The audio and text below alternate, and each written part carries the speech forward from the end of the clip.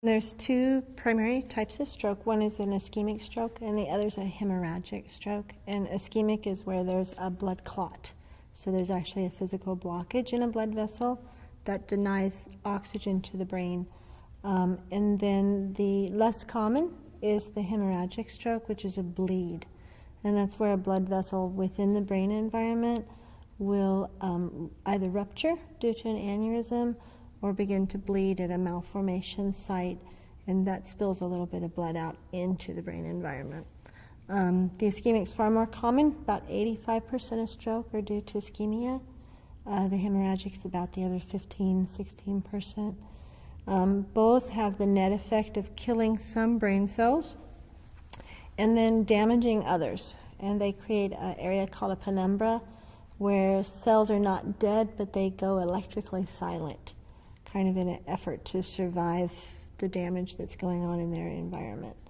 And so the end result is when cells go electrically silent, you present with the symptoms of a stroke.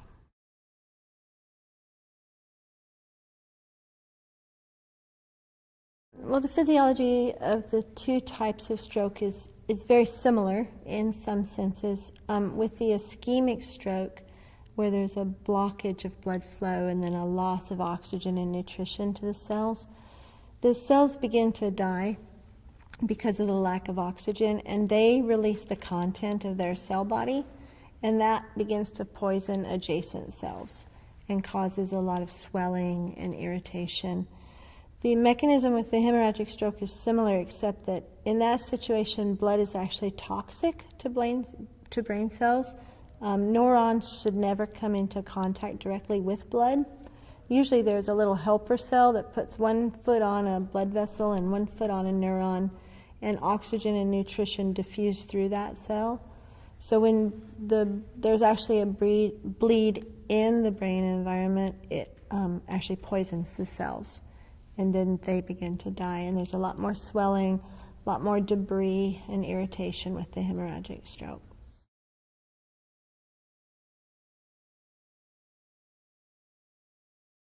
When someone has had a stroke, basically the cells of the nervous system go into a state of electrical shock.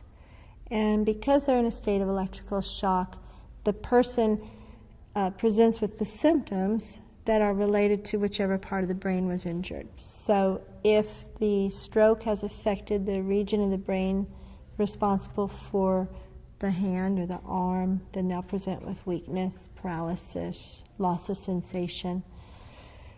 The problem is, though, is that when someone has had a stroke and the brain goes into this state of electrical shock, when the brain begins to come back to some degree of electrical activity, the uninjured regions tend to have recovery first.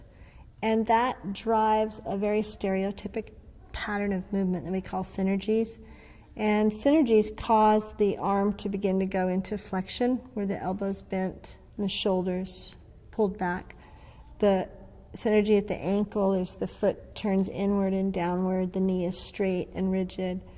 What happens, though, is people have the desire to move, and so they begin to move within synergy. They begin to move with these rather awkward and compensatory patterns.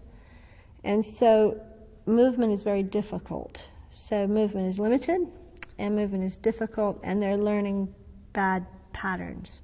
So as they continue to improve, they tend to go through these stages of recovery that make it very difficult for them to have normal movement, and so therefore they have less movement, which means that they are less mobile, the muscles atrophy, the joints become stiff, and it's just a cascade of deconditioning from there.